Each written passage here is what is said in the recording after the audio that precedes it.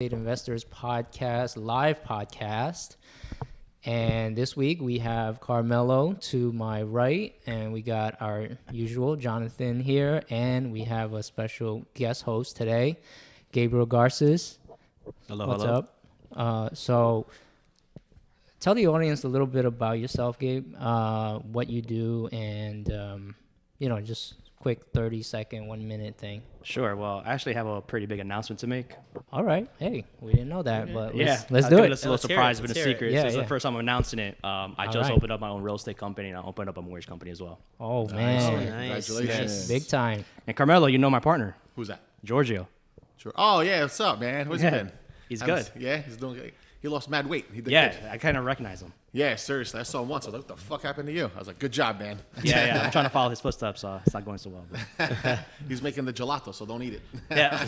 Well, not anymore. I think that's what happened. He stopped doing the ice cream, and that's what happened. Yeah, exactly. That's it. Sounds good, man. Oh, awesome. That's it. Congratulations. Good luck with everything. Thank man. you. Perfect. Yeah. So, I've been in real estate for 8 years, and I've been doing mortgages like half that time. And Giorgio came up to me. He's been doing mortgages for a while, and he's like, why don't we just do our own thing? And I think it's a great time. Things are a little slow, so it's a perfect time to just kind of like take the leap. Yeah, exactly. Good, Yeah, man. Perfect. come in You and guys learn. have set up an office, or? Yeah, so he already has his office, Okay, right? good. I've been had my broker's license, so it's pretty easy to get that going. We're still finalizing things with the state, and with the mortgage, obviously, there's so much compliance. It's kind of annoying, but eventually we'll get there. Exactly. Too. Good, man. Perfect. Sounds like fun. Nice. Just now you gotta just babysit adults. Yeah. Well, Make sure the paperwork's right. This is right. I'm like, oh man. Yeah. Well, thankfully, I kind of know. All Yeah, that, exactly. So that's good. Just put the systems in place. That's Yep, the easiest that's part. it. Once you have that in place, it's streamlined. That's what I did when I first opened up my office. I did the Realty Hub, right? New Jersey's first virtual paperless office. So I was back in 2009. Everyone's like, "What the fuck is e-sign?" I'm like, "It's e-sign now." Everyone's like, well, "Send it to me, DocuSign." I'm like, "Why don't you just print it and sign it now, huh?" Can I fax it to you? Yeah, can I fax it to you? I'll Yeah. email it to you, print it out, and sign it. Okay. Yeah, that's funny. When I first got licensed in 2015, my first broker was just like, I'm not too sure about e-sign. I'm like, okay. And then like the year later, everyone's doing e-sign. Yeah, exactly. That was 2000. I was in 2009. Everyone's like, Yeah. "What the hell is this?" I'm like, "They passed a law that's legal now." But anyway, good old days. Sounds like fun, man. Good luck with that. Thank you. Yeah. Yep. So talking about starting mortgage brokerage, right? Mm-hmm. What are the rates out there right now? What do I'm they getting look hosed. like? And They're not the prettiest. Let's not sugarcoat it. Right. We're they're looking ugly. at the high sixes for sure nowadays. residential. Residential. Even FHA is still in the sixes. Damn. Bad credit, you're in the sevens. I think we just took a really bad hit last week, so that might normalize a little bit. But I think we're almost towards the end of like this craziness with the rates. I think the Fed is going to pause this year. They did pause last meeting. We're waiting to see they're going to hike this week. So my prediction, I've always said it that this was going to be around the time of the year where they're going to like slow down or finally stop. And my prediction is that next year we might start seeing like the reversing. And so I'm always telling my people I think 2025 is going to be a big refi boom because I think that's when rates will finally come back to a little bit normal. No, I don't think we're ever going to see 3 or 4s again though. But Son of a bitch. Wow. That was free money, man. yeah, it's Wow, crazy. that sucks. Yeah, it's crazy because I had people I know and they're like, "Oh, I paid my mortgage off." I'm like, "What was your rate?" 3.25. The fuck did you do that for? I'm like, "That's free money." I was like, "If you took that money and invested in an index fund at 7-8% or whatever the case may be, you would have made a 5% spread. You would have made money on that money." But Yeah, they listen to Dave Ramsey. yeah, I guess so, man. I was like, I was like free money. I'm like, I want to like come over the phone and choke them. I'm like, wow, that's crazy. But yeah, I'm refinancing a property now, and I have 1 year left, so I had to pay a point if I refinance it. They're like, 8.5%. I'm like, oh man, that sucks. But it's like $150,000 cash out. I'm like, it's not even worth my time. I'm like, I'll just wait till next year and see what happens with the rates. Just even though that way I don't have to pay that extra point, because I have the scale down. 2025. That's my prediction. I said it here first. Yeah, I hope so. But I don't know. We'll see what happens. About 8.5 is just like that's like hard money.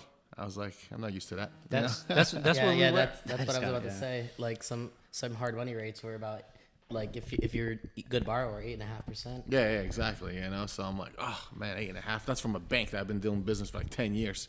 I'm like, okay. I might just hold off on it. So we'll see what happens. Any programs out there for like interest only? I know my brother got some through a credit union. He got like a 40-year interest only mortgage. 40 on a year? 4 year on a huh? Yeah. Oh, you have those? We got to talk. Well, yeah, I think so. That's also why I wanted to go the mortgage broker route. You know, because as a mortgage broker, instead of a lender, you're able to like, you know, partner with credit unions or community banks, and that's how kind of I survived last year with a lot of with my business. Is I was able to broker to those loans. Okay. I mean, I'm still waiting to do mine thing, so I haven't been checking up what's been going on. But I mean, last year, I mean, I did a refinance on a 4-family for this one credit union, and the rate was 4.625. Wow. Yeah. You know, I mean, now they're at 6.25. Still not too bad, right? Yeah, compared to 8.5. Jesus Yeah, Christ. yeah.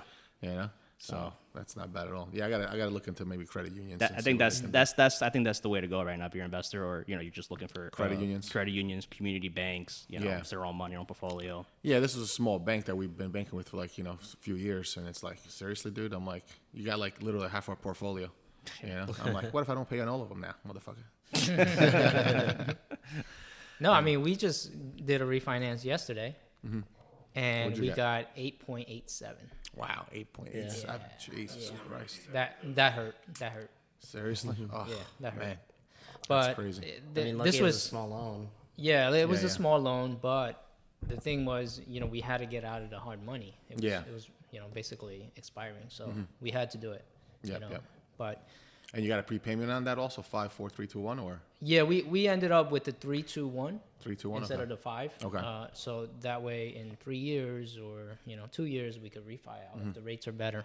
Yeah, I might have been negotiate that with this bank if I go with them, but I just rather wait the year and see what happens. Yeah. Then my luck will be here next year. Be like, oh, it's 10.5%. Thanks. What did the bank give you?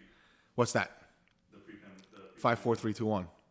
So, huh? We can do 3. 3? Yeah. So I'm at send you all my documents. Huh? Built into the rate. Oh, it's built into the rate. Yeah. So you're gonna give me like 10.5. No. It's still like, when I was discussions having this from like 8 when he said 5. Yeah, exactly. So I'm like, well, we'll see what happens. I don't need the cash, so I'll just write it out and see what happens. Yeah, he's got plenty of cash. I like to cash out though, you know what I mean? So Yeah. you have ready for the next crisis. Yeah. You know, hopefully that happens soon. This is like ridiculous now. Nothing makes sense right now.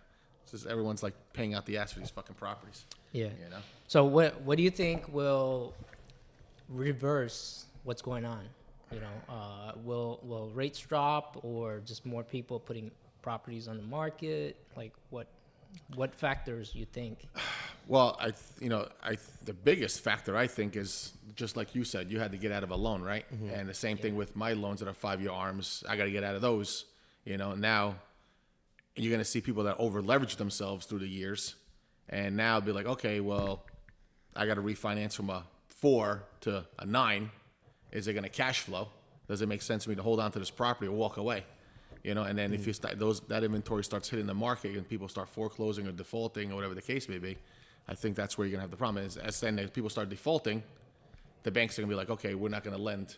Let's hoard our cash, which I think they're doing already. So I think that's where you're gonna see the biggest issues. So 2025 is when you're gonna see a lot of those, 3%, 2%, 5%, 4% loans reset in the 5-year mark. So now you realize, guys, oh, wait, great. They either mismanaged, they didn't raise the rents through the years to make up for what's going to come with a 6, 7, 8, 9% refinance. And then they're going to be like, well, you know what? I'm cash flowing $500 a month on this 10-unit building. Fuck this shit. I'll just walk away and call it a day. You know what I mean? So, and then even the larger assets, the 100, 200 unit guys, if those guys mismanaged and they got a $15 million loan on a Class A, and now the loan goes to, from 3 to 8, and then there's a recession and the A-class people lose their jobs. Like, well, I'm not paying my fucking rent. Now those guys are going to be hosts too. You're going to see a lot of those large, big loans probably start defaulting. So I think that's where you're going to, we still haven't reached that point to make that determination. But I think that's what's going to happen. You know what I mean? I don't know. Did you hear that thing with Crank Cardone, the CEO of T-Mobile? That was pretty fucking rough. I was like, oh, man. I heard about it, but I didn't get to read. Oh, really? too far Okay. into it. Yeah. Calling him a scammer. Yeah, he was calling him a scammer. You're going to default on your loans. And I'm like, oh, man, that's pretty. He called him out. I'm not saying he's a scammer or anything. I kind of like the guy. But, again, you got to really watch your numbers, especially those Class A properties, because as soon as there's a recession, guess what? Those Class A people are the ones losing their jobs. Class A go to B, B to go to C, Exactly. C to And then they're buying my mobile home parks. Yep.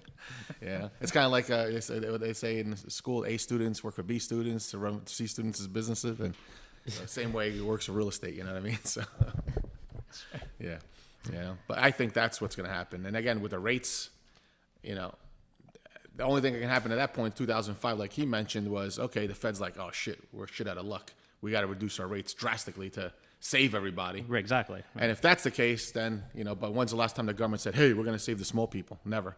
You know what I mean? So they'll just like default, print more money, give it to the banks, and then we're all hosed again. You know what I mean? So I don't remember any time in history where the government says, hey, let's look out for the small guys. Never. So. Well, during the pandemic, they gave everybody money, except, so here's where the fraud happens, right? All the special interests, all the people that have ties to all the government agencies, they got billions and billions of dollars. And then the average person got, let's say, 400 to 1,200, depending on how, which bailout it was, right? So those like Kennedy Space Center and all these other whatever, like nonprofit, all these things got huge billions and billions of dollars. And then the average person got like, you got a check for $400, you got $600, $1,200 for that poor family. Like that's gonna do anything. And then don't worry about it. We'll take the money out of the landlords by not letting them evict you. All. So that fucked a lot of landlords. Yeah, that screwed over a lot of landlords. The tenants obviously took advantage of it. It's I had tenants that did it, and I was like, all right, cool, sounds good. Listen, you work with me, I work with you. Apply to these programs. I get paid. They're covering your freaking rent. You know what I mean? One guy's like, I'm illiterate. Don't you worry about it. I'm going to send one of my guys down. He's going to read the website for you. Just give him the information. And we got paid. You know what I mean? So, it worked to our benefit because, we managed it properly through the whole crisis. I even told the banks, I was like, the banks, we're going through the whole process and they sent us documents. Oh, if you need like a modification or whatever. And the bank that's doing I was like, no, man, I'm going to be like the cockroach that fucking survived the apocalypse. I'm coming through this shit like like a warrior. And, it worked out for us, so we did pretty well on it. But, again, you saw a lot of landlords that didn't put the time in or the effort. They're like, they're not paying me rent, file eviction. Why are you arguing with the tenants? It's in their favor. The laws are in their favor, so you got to work, you got to work with the tenants to, if there's programs available, hey, listen, find every program possible and make it happen. That's it. So it actually worked out good for us. Worked out good for us. But, Yeah, no, we had a bunch of tenants that filed for some kind of assistance. A couple of them got it. And these were all mostly a lot of deadbeats anyway. Yeah. So that was the negative part, especially like we had a property in Atlantic City. Yeah. We had, I think only one guy out of like 7 or 8 that tried to file for assistance got it. Oh, really? Wow. Yeah. So mostly everybody didn't get it, and then some people like they tried, they paid, and then they knew we couldn't really evict them, so they just completely stopped. Yeah. And this property we ended up having to evict. Well, it was combination eviction and like cash for key. We did like 3 or 4 cash for keys, and then like 4 evictions. On this property, and finally, we were able to get rid of everybody, and then. Now we have a couple of Airbnbs in that unit, but so that's kind of how we sort of survived. Yeah, Yeah, you gotta, and again, and sometime end of this week and part of next week and probably the week after that, I'm gonna head over to Atlantic City, so that way, the party's over there. Well, hey, it's Atlantic City, but no. Aside from that, actually, get shit done there because we've had a realtor trying to list one of the units and hasn't been able to rent it, and it's really like fully renovated, like nice, like same blue color as here, right? Everything like new cabinets, new like countertops, new stainless steel appliances, everything's nice. The other units are actually Airbnb, and we always get compliments. Oh, these are so nice, it's a little deceiving, misleading, like the exterior, because of the area. So they're like, oh shit, it's nice inside. Yeah. So I don't think you can rent in those, me back in the day, I've been doing Section 8 my entire life practically. And every time I gave it to a realtor, they never rented it out Section 8 because it's hard for them to do it. You know what I mean? Yeah. So, what I used to do was every Saturday or Fridays, I go near the churches and put flyers out on the telephone poles, apartments for rent, because everyone comes out of church and they see, Section 8 available, boom, boom, boom, whatever. Or outside the supermarkets and just put flyers out in those areas because when people go shopping and stuff, they'll see it. Yeah. You're giving me good ideas. No, you're giving me good ideas. No, that's what I used to. Yeah, that's exactly what I used to do. No, because like I was saying, I'm probably gonna go there Wednesday or Thursday, and I'm gonna have to, push the apartments because there's no fucking way. It's been like 2 months and it hasn't been rented. Wow. Yeah, that's not. You know? Yes, realtors for Section 8 aren't the best option to find. Yeah, actually, a question about that is who's paying the commission on those rentals? Is it you or is it? We are. Yeah. You are. Yeah. Okay, yeah. Yeah, because I feel like in those type of areas where it's lower end, it's harder to obviously get the tenant to pay of the commission. course. Yeah. So I remember when I started in Jersey City, I used to run ads in the Jersey Journal, right? And it was like $200 a week back then. That's fucking expensive. Oh yeah. And I'm like, Jesus. Damn, for a paper. and I'm like, these motherfuckers don't even read. Why do I have them running the goddamn newspaper store? So, I got fucking 4 rent signs from Home Depot, and I got the plastic sleeves with pink paper, and I wrote for rent, the big for rent signs, and just taped them around telephone poles near supermarkets, churches on Saturdays, Fridays. So Saturday, Sunday, they're out there, so people food shop and say, see, and that's how I rented the apartments. It worked. Within a few days, it was rented out. So the problem is that we get a lot of inquiries from all the crackheads, Yeah. the local crackheads. yeah.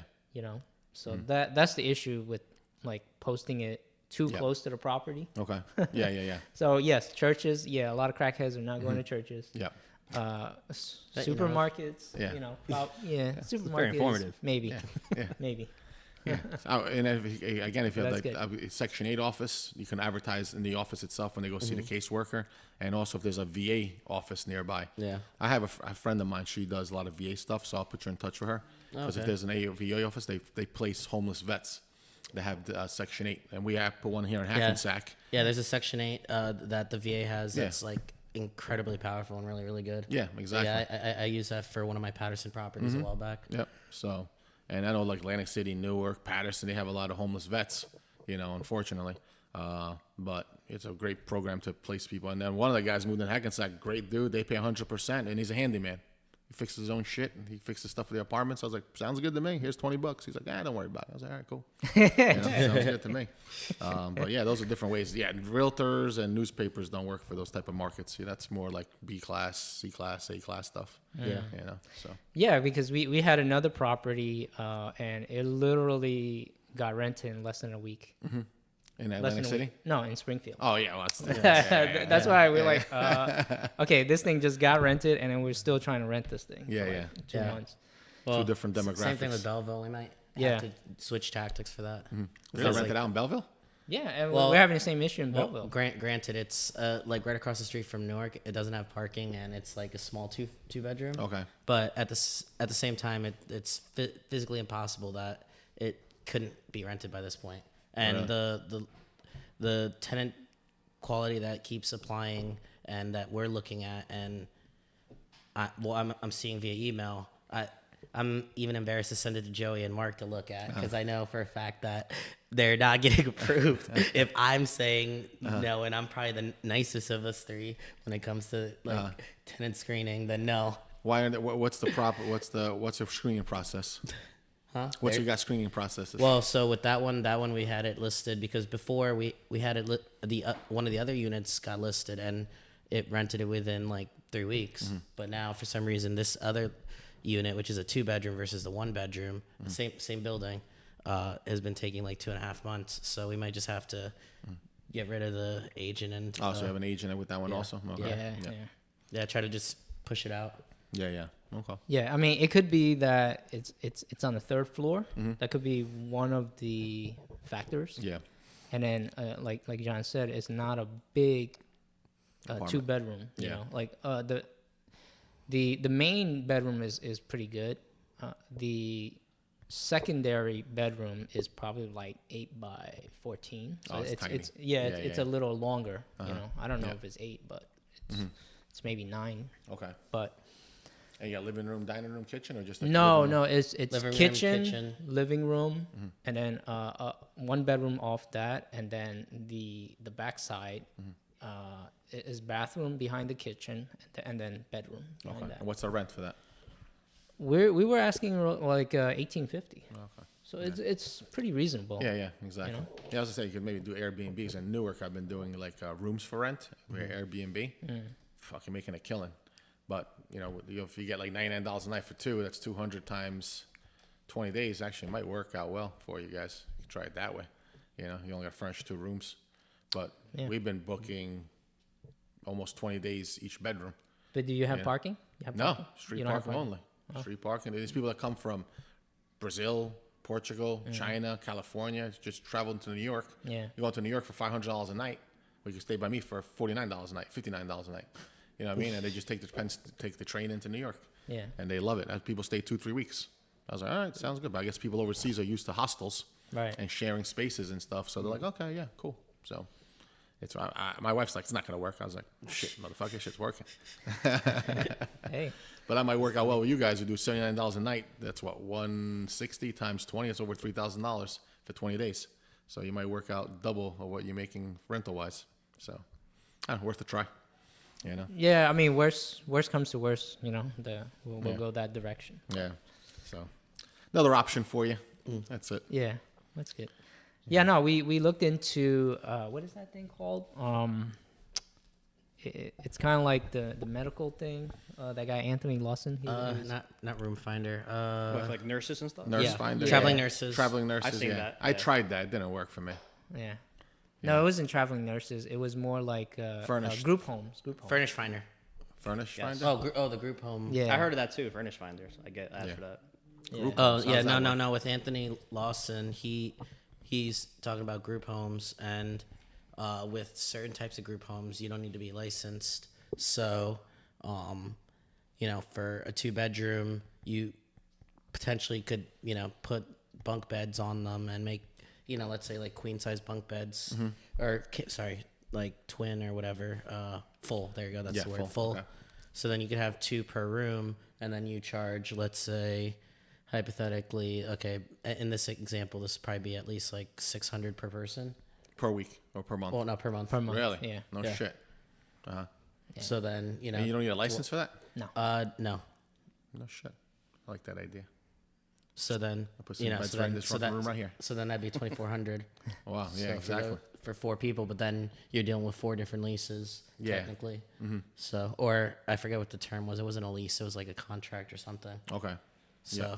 but you got to make it. I forget. There was like certain things you got to do to to differentiate between what a lease is versus what is just a contract. Yeah. Because group homes, like they could pretty much kick you the fuck out like immediately.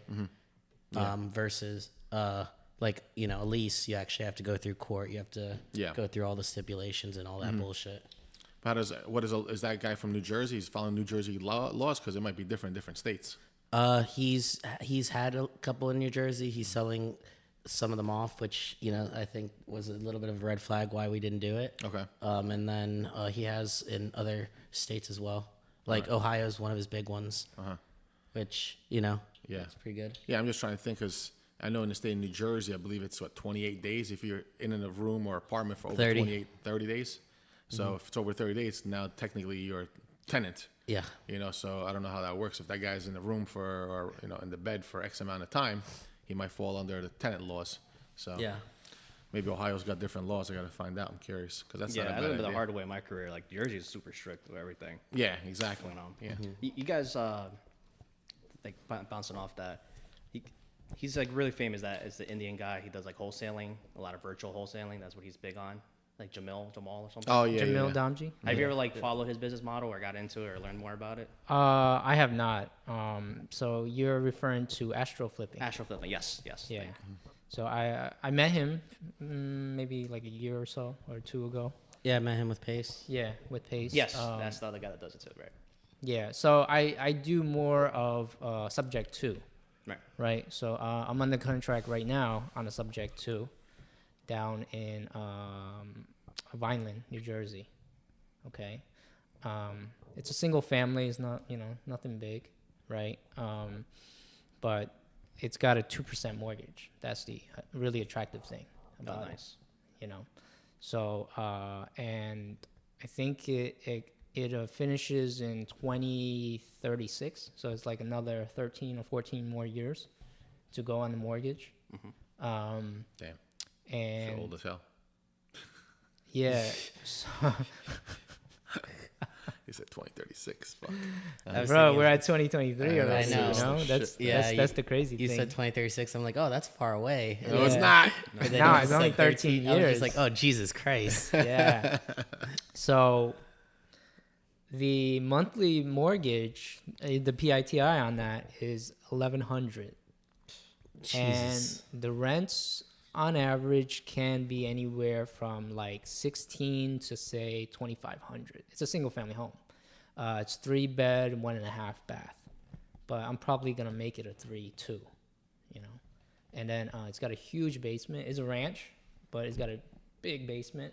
So if I wanted to, get some permits and basically like put another bathroom there, so make it like a 4-bed, or 5-bed, 3-bath, something like that, and then maybe find a bigger family, like, get $3,000 out of it as far as rent, I looked into possibly doing Airbnb, but there's hardly any around there in Vineland. So I'm probably not going to do the Airbnb route. But yeah, I mean, it was like 30 grand to get in. Basically, they're behind on their, they're like 4 months behind on their mortgage. So, had to catch up. And then, yeah, that's really it. So you've done that before, the whole subject to like assuming a mortgage? Yeah. Nice. Well, it's not assuming a mortgage. It's mortgage. totally different. Okay. So assuming a mortgage, you're basically putting that mortgage under your name. Subject to, you're not putting it under your name. Okay? You're basically what I did in the past was you create a trust, and then you basically assign that trust. The seller, you create the trust right under the seller's name, and then they assign that trust to you. You're the As the beneficiary? buyer. Yeah. So so now you have the control of the property. Very interesting. Yeah. So it's a whole Different strategy. Yeah, whole strategy. And it's not as common in New Jersey, but when I first did it, I did a house in Texas a couple of years ago, and it was the closing cost was like $500. I was like, oh, what about the rest? And That's like one fee. yeah, it was everything. It was like the title. So it was an attorney. It was an attorney that did all the documents for me. So she did the title. She did all the trust paperwork and the contract. So the whole freaking thing. And I was like, oh, that's it? Shit, that's great. Here in New Jersey, it's gonna cost me about $4,000, like almost $5,000 to do the same freaking paperwork. And not only that, I have to give them all the paperwork. What, the seller saying? Not the seller, but I have to give the title company. Oh, right. Obviously. You know. Yeah, your title. So I had to create the trust. I had to do all the freaking paperwork. I'm like, well, what the hell am I need you for? Yeah. Yeah. Because they haven't done it that way. They're like, oh, you're buying an LLC. I'm like, I don't want to buy an LLC. Well, you are buying it in an LLC, but so your trust is buying it in an LLC. Sorry. Let me rephrase it because I don't want to confuse people. So you go under contract as an LLC with the seller, right? And then, like I said, you create the trust, and then your LLC is the beneficiary, ends up being the beneficiary of the trust. Right. Okay, who ultimately takes title. All right, or the deed gets transferred to them. So it's a little bit complicated if you don't really understand like title and deeds. like what the difference is, right? And then even the title companies, they don't really know how to do all the paperwork, so that you kind of get out of the due on sale clause, which is what ultimately the worry is. Right. Okay. So the deed does not transfer into your name with this. It does. It transfers into the trust. Into the trust. Right? Okay. But that's the, I guess, quote unquote loophole. Yeah, that's because to the bank, when the bank is looking at it, they're like, oh, the property got transferred. But the property gets transferred to the trust as an estate planning, purposes. Right. That's the. So that's very common, right? Like yesterday, I was talking to somebody, and they were asking me, hey, why do it in a trust, right? And I told them because it basically It allows the bank for you to control it. In a sense. Exactly. Right. Right. You bypass the whole, like you said, the due on sale clause. Exactly. Yes. Right. Exactly. Right. So, because I mean, I guess it's not something new. It's just new in the way you're doing it, because you're doing it as an investor versus as actual. Some people do it. People do it all the time for legitimate reasons. Well, I don't want to say your reason not legitimate, but people do it for everyday reasons. Like, oh, hey, we're gonna handle this for you. Exactly. Yeah. Because the the owner might be elderly or whatever. He's sick, right? elderly. Right. Yeah, and they want to transfer it down to the heirs. And that's why they create the trust normally, right? So and you're just doing it to help the homeowner who's in a tough spot. Yeah. So I become the trustee, right? The trustee is the person who's basically controlling, and not really controlling, but who's doing all the paperwork and stuff. The administrative stuff. Yes. Right. There you go. Well, your LLC is the beneficiary when in control. Right. After they assign it to the LLC. It's cool. We'll get into that. Yeah. No, it's cool. It's something different than what everybody's used to, but I think in the last few years it's gotten way more popular because of pace. Yeah. And I'm pretty sure it's gonna get way more popular in the next few years because of interest rates. Yeah, interest rates. Yep. Yeah. Yeah. Talking to someone recently, and they said they're doing seller financing, and they're calling homeowners, and they're like, "Is this that pace thing?" So that is the pace thing. Yeah. Yeah, basically. Yeah. So seller finance has been around forever, almost. Even my dad. Yeah, but he made it into a niche thing now. And Yeah. Everyone's an expert after watching his couple of videos. Right. That's now true. they're selling their program for $5,000. Now, how does that benefit the seller as subject to? Just they get out of. Well, it's not subject to. It's. Well, yeah. In a subject to, the seller is obviously they're in a situation. Yeah, distress. Right? Okay. They're in a distressed situation where, if they sell the property, let's say if they go the conventional way is to go to a realtor, right, and put it on the market. Now, you're gonna lose 5% to the realtor, and then you gotta pay your closing costs plus any other liens you have on the property.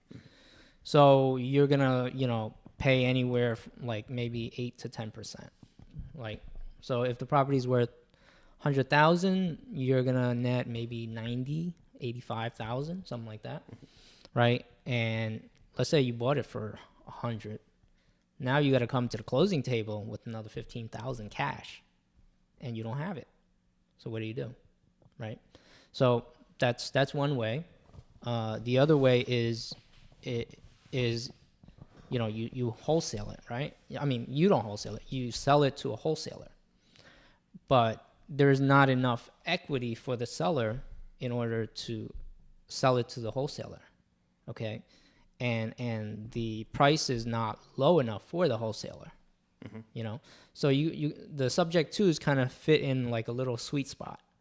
And also, there's not enough, they're not underwater enough where it becomes like a short sale situation either.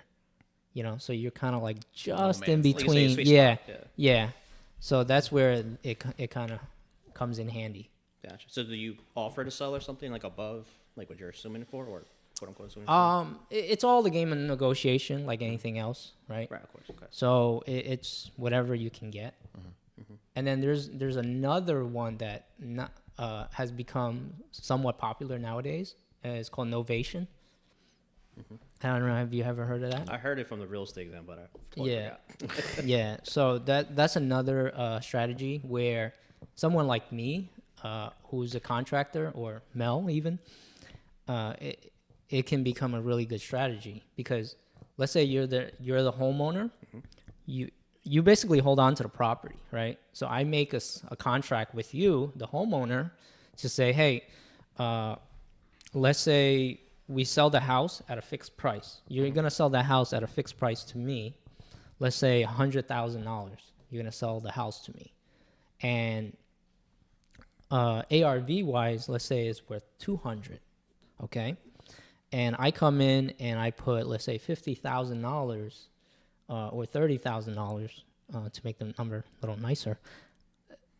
And I put in $30,000 of renovation. You still own the property, right? And you're still paying the mortgage. You're paying whatever bills you got to pay.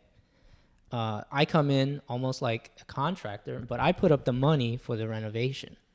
Okay, so now we kind of become partners in a way.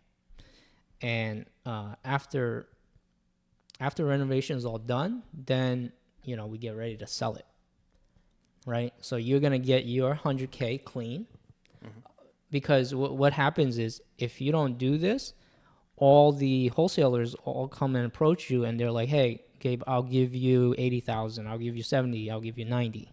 So I'm actually giving you more because I don't have to pay the monthly holding costs and all that stuff. Right. So that's where that Novation deal works out good. Yeah, it's a bit of a risk for the contractor or whoever you're partnering with, though. So you definitely have to have all your ducks in a row and all the right contracts in place, because there's been times I've heard where the seller then just sells and basically says to go fuck yourself. Well, Would you put a mechanic I lien would, at I that would point? I would go on a deed to be like, yo, I'm part owner. no, of this you shit. you put a mechanic's Yeah, lien. you put a mechanic's lien. You that's file it. a mechanic's Yeah. lien when you do this project. Yeah, that's Sorry? Where did the profit come from for the contractor?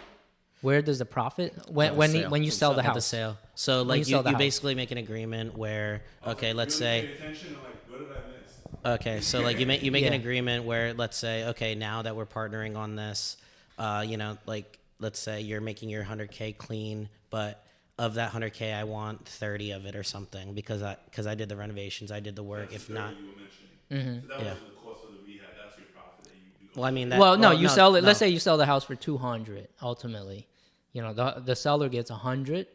You put in 30, and then 70K you profit. get the balance.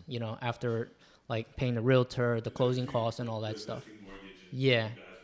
Yeah, It's almost like But you're JVing with the seller. yeah, almost. it's- Yeah, that's yeah, pretty much what it is. Yeah. You I keep mean- you keep them on board still. yeah, it's like Yeah. it's like in real estate, everything's a negotiation. Yeah. So like everything could be changed. Like the seller could make just enough to to sell the house for if he's like having trouble and he just wants to get out. Yeah. Or he actually wants to make money. Then you guys could split 50-50. You could do what whatever he wants, Yeah, yeah. whatever. Yeah, whatever you, is you can do like a negotiated. percentage, like, hey, after anything above like 180,000, you get 50% of that. I get 50%. Yeah, I always wondered know, why like- investors didn't do more of that actually, because I thought about because sometimes I well, hear sellers get angry like, oh, you're making so much money after this flip. Well, it's because the Yeah. issue is, of course, sellers that like now they still do own the property, so like they could just all of a sudden become difficult with like you doing the renovations in general. Yeah. Oh, yeah. so you don't you don't have any ownership at all. when No, do you it? don't. Oh, okay. Yeah. So there's no paperwork that gives you some type of claim. Well, no, like I said, you would just have an agreement with them. Just an agreement, right. it's a contract basically, right? Gotcha. And then It, the strongest thing you would end up having. Now, I'm not an expert at this, at all, right? But the strongest thing you would have is filing a lien, Right. a mechanic lien on the property. Well, yeah, that's not that strong. but- yeah, and then Yeah. think about it like this: what if the seller decides, you know what? I like the house being fully renovated now. Well, I'm sure gonna that's stay the in. biggest Yeah, exactly. I'm gonna stay in it now. Then you gotta So sue then, the so then seller. now you got to sue them, and you got to Yeah. like Yeah, that's the biggest risk, as long for sure. you know whatever's in the contract, you got to make sure that's airtight. Where it's like, well, if this happens, I will go after you and your children. Yeah, exactly. Yeah, If I was to do something like that, I would definitely want to go on a deed as an owner. Like before we even do this, I'm part owner. My LLC is part owner of the property, and then put in a contract somewhere. This has got to be sold for this date and whatever the case may be, and whatever amount we agreed to. But yeah, definitely, that's a little risky. Yeah, exactly. You're You got trusting a airtight, stranger. like you said. You know what I mean? And Yeah. I don't know. The issue is, no disrespect. I would see the realtor, like the seller, say, well, the realtor said, even with Freddy Krueger and Jason living in the backyard, I can still get this house $100,000 over what it could sell normally. So, that's unfortunately what can happen a lot of times with realtors. Why do I need you? You lost me. I definitely don't understand the question you just said. No. What I'm saying is, well, with the so you approach them with this. I love the idea, right? So, but there are realtors that are knocking on people's doors. Say, well, as is, I can still sell it. Oh yeah. Oh, got it. Yeah. Yeah. Sorry, I added a joke. It didn't go. Oh. No. Okay. That went over our headphones. Definitely get you $100,000 over, what Oh yeah, for sure. Yeah. even in, the roof is Oh yeah, speaking of that, like another negative to Novations is just like, let's say the market does change at, like, for example, like how interest rates just went up so quickly, like certain certain costs, but no, I'm saying certain price points, depending on, where the property was at and all this, you could at one, like certain times when everything was going great and interests were low, you could kind of test the water and say, you know what, that $200,000 house, let's list it for $225, see what happens. But now, like if that was that scenario happened, and now you have an argument with the homeowner, like, oh, maybe we should list it at 190 just to be safe, but he's like, no, let's still list it for 225, and now you're both gonna sit and wait, and he's gonna be stubborn about it for whatever reason.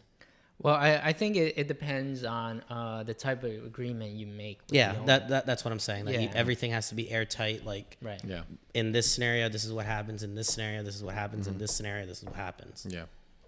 Yep. The market tanks goes up. a lot of transparency in a deal like that. You guys have to really. Yeah, no, I'm just saying that's one of the negatives, because you don't know all the scenarios that can happen. Yeah. Until you come across it. Yeah, exactly. Yeah, that's true. I mean, we had like a few of these opportunities in the past, right? I think the one in Randolph was supposed to be something similar. And then we were like, we ran the gamut on that property. Like we were supposed to do something like that initially, like a novation, and then it turned into a subject to, and then ultimately we ended up wholesaling the house. Yeah, no, I just remember we were like pounding our heads like against the wall, like trying to figure out what to do with this. And then like the simplest solution was wholesaling. I was like, guys, you do realize we have this much spread. We can just we don't have to do subject to, we don't have to do novation. We can literally just fucking wholesale this thing. Yeah. Which we ended up doing. The path of least resistance. Yeah, That's exactly. the way you look at it. You know what I mean? like So. Yeah. simple. No, yeah, we're just like overcomplicating things. Yeah, for exactly. that. It was funny to me, because then like I just remember talking to them both, and I feel like a light just sparked in both their heads. But Joey and our other partner, like, fuck, you're right. Yeah, exactly. Yeah. You know, Yeah, so we ended up just wholesaling it, and it worked out good. Yeah. Yeah, it's so many ways to make money. It just boils down to what you like. You know what I mean? Like for me, it's buy and hold. I like buy and hold because long term, you're creating that wealth. You know, people like to fix and flip, but you're a fucking Home Depot all the time. Back and forth, back and forth, back and forth. People like the wholesale. That's great until you get a tax bill at the end of the year. You know what I mean? So everyone's got their own niches to do, and that's what they like to do. So it's, it's what fits you and suits you, So it's always ways to make money in the business. I never heard of that. I know I've seen the subject to and stuff like that. And we actually were going to do a mobile home park in Michigan subject to, which would have been a great deal because it was right. It's like part of Michigan. It's like the mobile home park is like sitting in the center of Hoboken. You know what I mean? So it's like it was a nice area, and it's just mobile home park. This husband and wife owned for God knows how long. And while we're negotiating, the husband had a heart attack. And then he ended up like being disabled or whatever the case may be. So we're actually still like emailing them, hey, what's going on all these years later. So it's just a matter of time. But imagine, owning that shit, right? I mean, perfect. You know. Yeah. But yeah, I noticed in the Midwest that subject to assumable mortgages is very common, or owner financing. Where here in Jersey, it's like, nah, give me my $500,000, I'm out of here. You Yeah, know well, what I mean? mean, also one of the biggest issues is because we're such a litigious state. Yeah. That like, oh, here, let me talk to my attorney, and then the attorney's like, no, everything can go wrong. Yeah, exactly. Yeah, it's true too. Versus, you know, like Southern hospitality or like Hand on Midwest- handshake. Yeah, You know. exactly. Yeah. Even when we bought the 88 unit, you know, what I mean, the owner, you know, we sold it, we bought it, and he was always in contact with us, and we're in contact with him. If we need anything, he's always helping us out. Here, good luck hearing from anybody after you're done. You know what I mean? They're like, oh no, forget about it. You know. But yeah, in the Midwest, it's very common, especially, you know, with the larger apartment complexes and suitable mortgages. You know, you get $2 million at 2% for the next 10 years. I mean, that changes the numbers drastically on what you can offer that, you know, that seller. So, and then you come in and be like, oh, well, this guy offered me $500,000 more. Okay, great. And you run the numbers like, oh, okay, now it makes sense because you're assuming the mortgage or whatever the case may be. And sometimes the sellers don't even know the mortgage is assumable. You know what I mean? So it's different processes to negotiate these deals nowadays. You know, fucking 8.5% fucking rate. Fuck yeah. Still pissing me off. Yeah, I mean our big deal in Dallas, Texas, 419 units. Yeah. That was an assumable mortgage. Oh, really? Also, Yeah, exactly. Yeah. So, you know, that was a really How's that nice deal rate. going? It's good. Yeah. It's good. You know, just Drive out there, get some burgers, and come back. Go travel, visit a friend. Yeah, exactly. Yeah. Yeah. Yep. So All business expense. Yeah, exactly. That's why I like driving out. Actually, I got to drive out to Indiana and St. Louis this weekend. Usually I fly, but I was like, you know what? It's nice weather. I'll do a fucking road trip. So I'll just drive out there for like 12 hours, 13 hours, and just enjoy the scenery. Stop at along new restaurants on the way and shit, you know. So it's pretty cool. Yeah. Sounds awful. I only say that just because when I was in the Marine Corps, I drove everywhere for hours. Oh, really? Yeah. Like I drive to Jersey and back at least like from North Carolina maybe once a month at least, and that's like depending on traffic, 9.5 hours to 12 hours. Okay. Yeah. So that just sounds awful to me. Yeah, driving down to Florida sucks. Or those Oh, states with so that's much a traffic. When you go horrible drive. Midwest, as soon as you pass Pennsylvania, it's just like There's 120 miles an hour, and nobody even looks at you. Till you get to Ohio, and them motherfuckers always pull me over. Yeah, I'm like, son of a bitch, they got me again. You know? The best part is I got a ticket out there once, and I'm like, they're not gonna find out in New Jersey, so I didn't pay it. I get a letter like a year later, your license is suspended. I was like, the fuck is this shit? And I had to go fucking dig where I got the ticket, what county it was in Ohio. I was like, oh, it was a fucking nightmare. I was like, next time I get a ticket, just pay it, and that's it. Yeah. Yeah, I don't mind driving. I like driving, so. I used to drive limos back in the day. It was a good time. Yeah, I got to drive to Cumberland County Court tomorrow. Oh, boy. Sounds like fun. Yeah, for an eviction for one of our amazing tenants down Oh, there. fantastic. Yes. You know, and apparently one of us have to show up. Yeah, I know. I drew the shit end of the stick there. Oh, there you go. Sounds good. Yeah.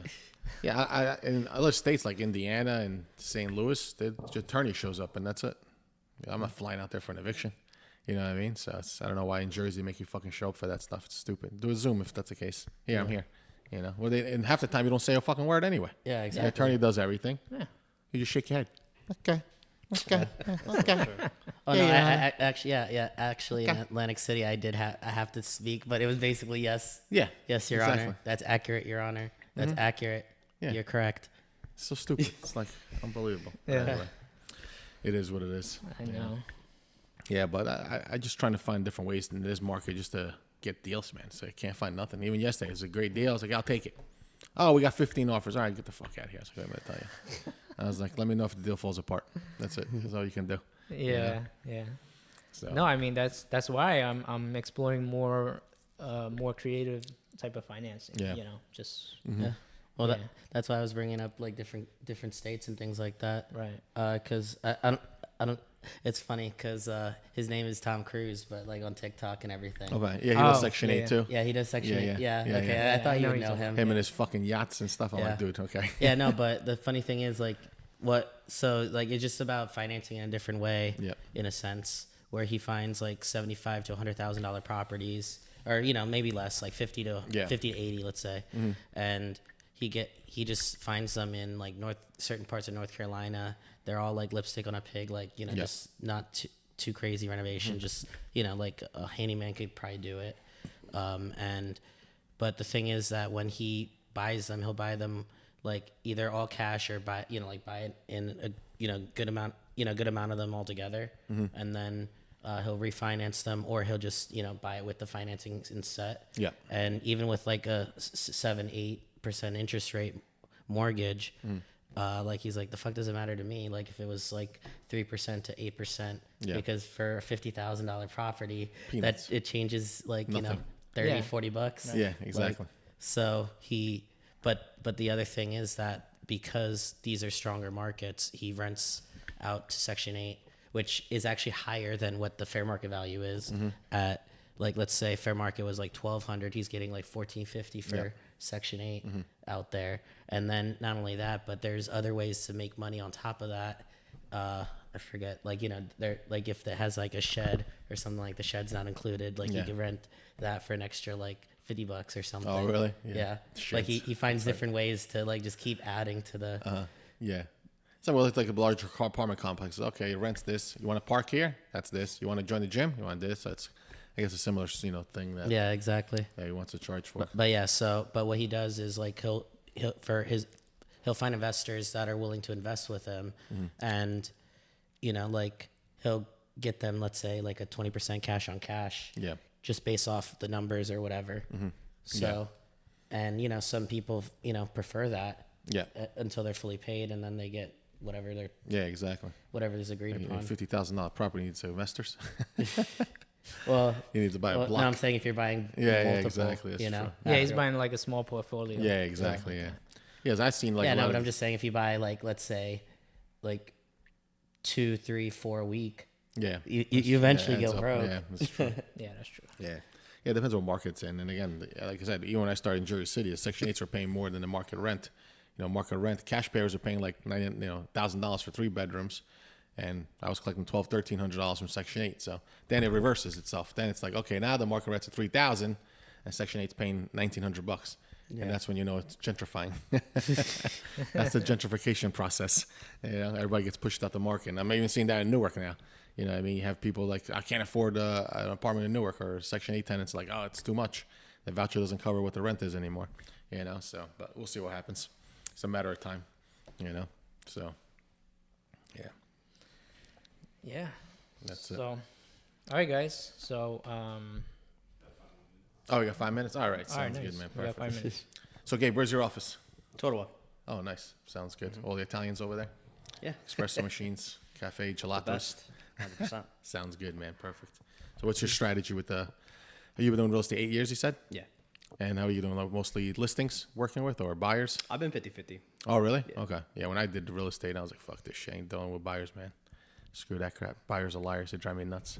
I used to just hit the phones, list. Let's here's the paperwork, close a few weeks later, and that's it. I mean, you got to be a monster on the phone to be a really good listing agent. Yeah, exactly. That's all I used to do, just fucking hit the phones. One guy used to I think I said it here before, is like, I used to call this guy all the time. It's like, I'm on a do not call list. I'll call you next week, motherfucker. What are you going to do? And eventually I got the listing anyway. So he's like, I like the way you work. That's why I got my mortgage license, because I was doing 50-50. I'm like, you know what? Why not make more on the buyer side? Yeah. I was doing the mortgage too, and it was great. So Yeah. You have to be a monster on the phone. Huh? You're saying as a real estate agent. Oh, so like, I think nowadays, if you want to be a listing agent, you have to be like on the phone like 4 hours a day, minimum, like 20 hours a week, part time. Yeah, no, but on then the phone. if you want to even be better, you go door knocking. Yeah, well, you got prospect. That's what I mean. You got prospect. Exactly. That's a part time job, just prospect. Yeah. Well, the same thing as like finding the deals, right? Same At the thing, end of the day, just getting on the phone and finding the deals and talking to the sellers and all that stuff, So, now with technology, everyone's just got cell phones and nobody even answers the cell phones. They're all on technology, So it's like mass email campaigns or text blasts or whatever the case may be. No, the text blast is shitty now, because now they passed something that, like, for example, my CRM was able to text through it. Yeah. Now it says that whenever it text on it, you could tell it's from like service, because now it says, it has by law said that if you want to subscribe, say yes or say no. Okay, yeah. So now that's dead now. That's that too. It just sucks. Yeah, exactly. Yeah. So, and nobody picks up the phone to answer. It goes right to voicemail. So how do you get to these people? You know what I mean? And their voicemail's full. Yeah, and the voice mine's full. Mine's been full forever. Mine's been full for about 10 years. Mine too. Yeah. So it's like, how do you get to these people nowadays? It's like direct mail, back the old, the old ways of doing things. You know, to me, I tell like the agents is just it just comes down to a referral business. That's all it rolls down to. You know what I mean? Well, that's how I built my business. Yeah. My business was just my sphere of influence. You know, people I went to high school with, my friends and family. Yeah. And it just kind of grew like that. Yeah, you know, exactly. That's How old are you now? I'm turning 31. Oh, so you're still the people buying houses. My age, everyone's getting divorced Yeah, or yeah, selling yeah. houses. Everyone's getting married. Everyone's getting married and having kids right now. So. Yeah, yeah. In 15 years, you'll be selling the house. You'll be like, oh, I'm back. Yeah, everyone's getting divorced and they're selling their houses at my age. Everyone's so. still buying. So I'm like, all right. Like I said, that's why I got the mortgage, because it's just happening. Yeah, exactly. You know? Yeah, now it's just a matter of how you get to these people. And again, you have to think like a real estate investor, even as an agent. You know what I mean? How are you going to get to these people? How are you going to get the listings and stuff like that? So Well, yeah, it's the same thing. It's just your different approach, or you're targeting different type of person. yeah, exactly. Yeah, But the method is still the same. yeah, exactly. Definitely. My question to you guys is this: if let's say I just passed my real estate license, right, and I have no referral base, I have nothing. Right, You don't I'm have friends starting or any today. family? I don't have friends, family. I just moved into this state. China? Okay. I just came right. I fresh off the boat. Okay. Fresh off the boat, and now I want to become a real estate agent. Yeah. Okay. What I do now? Jump on a good team and Yeah, I was learn. gonna say you have to just ride the tailcoats of like another agent. Yeah. You know, that has a lot of listings or does a lot of business, and just do his open houses. Yeah. You know, follow with his leads. Understand what he's doing. Yeah, that's it. Basically, Yep. then from there, do it on do it yourself. And Yeah, you got to go build your forward. pipeline at that point. Yeah. You know, but the traction is going to be doing the open houses. You know, whatever leads he gives you, stuff like that, and just being out there networking. You know, raw Oh, stuff. that just makes it. That just reminds me. You guys going to Oscar's birthday? Oh, this Saturday? Yeah, it's like this Saturday. probably Is going. it Saturday? I don't even know. Yeah, it's this Saturday. Okay. Yeah. There's like 1,000 Oscars in New Jersey. What are you talking about? That's gonna be- Oscar Oscar Nunez. Oscar Nunez. I don't know who that is. You really don't? No, who's that? Seriously? Oh, yeah. He's Maybe a I've seen very big real estate agent. Oh, is he? Yeah. You got me. You see a little kid on the poster. Huh? You see a little kid on the real. You see a little kid on a poster. That's him. and he has like a couple chin hairs. Even back in the day, I was in Jersey City. You see the guys on the buses and the billboards and all that stuff, and then eventually it's like they didn't invest their money and they're gone because everything's a cycle. You know, what I mean, you see a lot of these top agents, and then 10, 15 years later they're gone. This guy. No. The guy's like 12 years old. Yeah, Yeah, pretty much is. Yeah, no. That's what I looked like when I was 12. No, actually, I was probably 8 years old. I looked like that. 11 years old, I was shaving. What are you talking about? They thought I was a substitute teacher when I was in high school, my freshman year. They're like, "Who are you subbing for?" I was like, "No, I'm a freshman, man. I'm 13 years old." You know? Yeah. Shit. Yeah. Yeah. So, Anyways, sounds good, guys. Perfect. so I think All right, guys. Thanks so much. Gabe, good luck on your business, man. Thank you guys for having Thank me. you. No problem, man. Perfect. All Yeah. right, bro. Sounds good. take care.